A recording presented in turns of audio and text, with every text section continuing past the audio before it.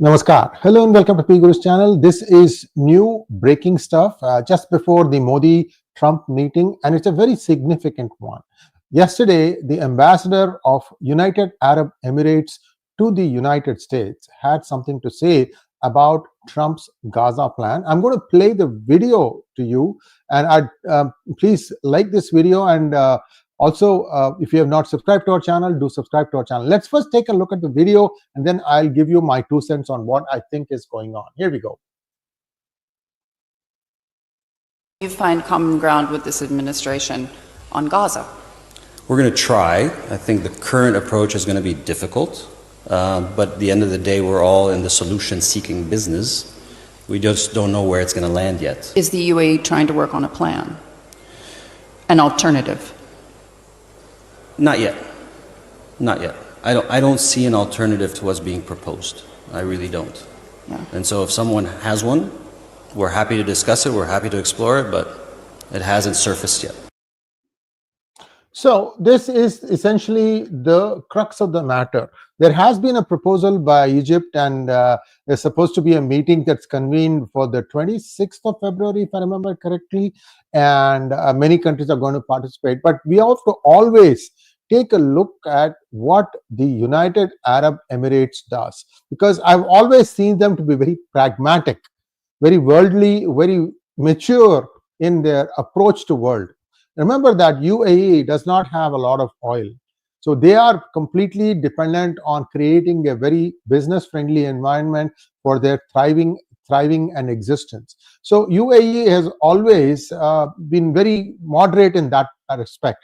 The other one of Oman is, very apolitical. They don't even get into this. But MBZ, Mohammed bin Zayed, the king of UAE, has been that one influence who's supposed to have also influenced MBS, Mohammed bin Salman or Sultan, I don't remember, MBS of Kingdom of Saudi Arabia, to try and steer KSA towards a more modern, more inclusive platform. So what happened here is that they are saying the plans that others are giving, as opposed to what Trump has suggested, people are willing to look at them, but at this point of time, they don't see a complete viable alternative. So this is where things are beginning to turn around. And I must always say, you have found UAE to be very middle of the road in many of these things. For example, on August 5th, 2019, everybody thought that India was going to take away some small things in Kashmir. Nobody expected that Article 370 will be abrogated. Now, as soon as Home Minister made that speech in the floor of the parliament, then a good friend of mine who was working in the External Affairs Ministry at that point of time, phone rings on his desk, and the call is from the UAE ambassador. And everybody had, taken a deep breath and say, here we go. The Muslim community is going to rant and rave at us. And guess what the UAE connection said? They said, we view this move of Article 370 abrogation as an internal matter of India. All these things don't usually come out. Only outrages come out.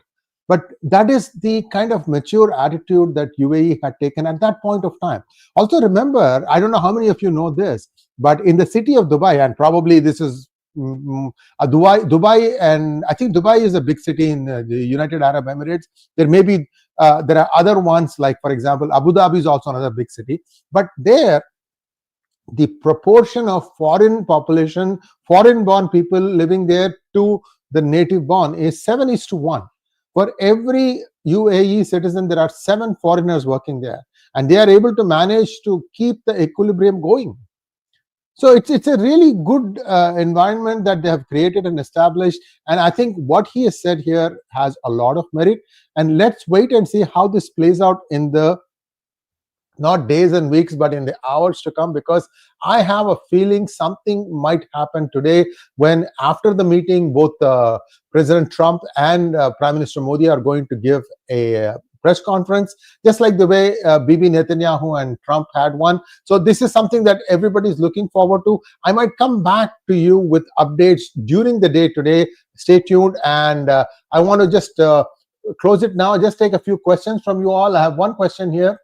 Subramanian Vishwanathan wants to know, is not Trump's plan on Gaza trying to solve the issue? Ultimately, it is life or death problem for Gazans. Trump won't care beyond a point.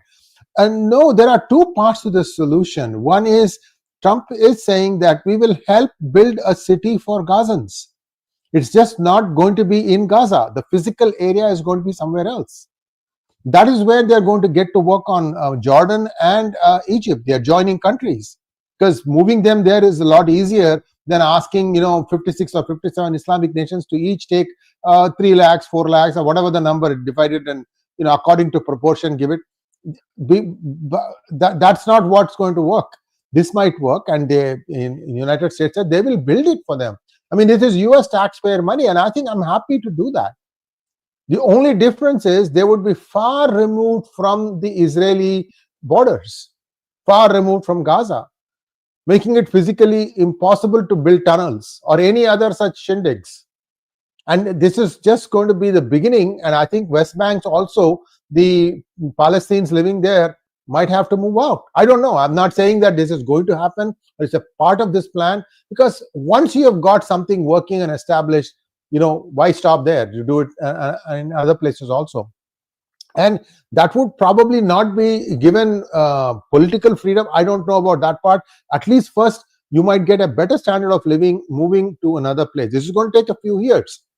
And even bringing Gaza down to the ground, the rubble is huge, humongous amount of rubble. All that has to be cleaned. You're talking about like a Marshall Plan that took place in 1948 or 1946. I don't remember exactly the year, when US decided to help out West Berlin, which was inside East Germany. Imagine that. East Germany is controlled by Russia or USSR, maybe USSR, I don't remember. I think USSR was formed around that time. And inside that, there is the city of Berlin. Inside the city of Berlin, 3 parts of the city of Berlin was controlled by the Allied troops like France, England, and United States. And one part was controlled by the Russians. And that was when the Marshall Plan took into effect. They made sure that the Berliners trapped there could easily get access to basic food items. In fact, West Berlin became a thriving place. And it was only in the 90s that everything united to form a single unit called as Germany. So a lot of things are happening, and I'll keep you posted on that. In fact, I might come back to meet you again on some of the updates. We have some people who are covering it for us from White House, so I will give you the updates on that. Thank you, Sandeep Subramaniam, for your offer to host me in UAE. Definitely, lately I have not been able to find time to go anywhere else except India. I go straight to India and then come back from there, because there are so many obligations of doing the programming going. Things are moving so fast. Thought Provocateur has a question. From river to the sea, Palestine will be free of Palestinians. It would appear so. If that happens, maybe 5 years down the road, it could very well be that. All right. So that's all we have. Thanks for watching. Please like, share, and subscribe to our channel. Namaskar.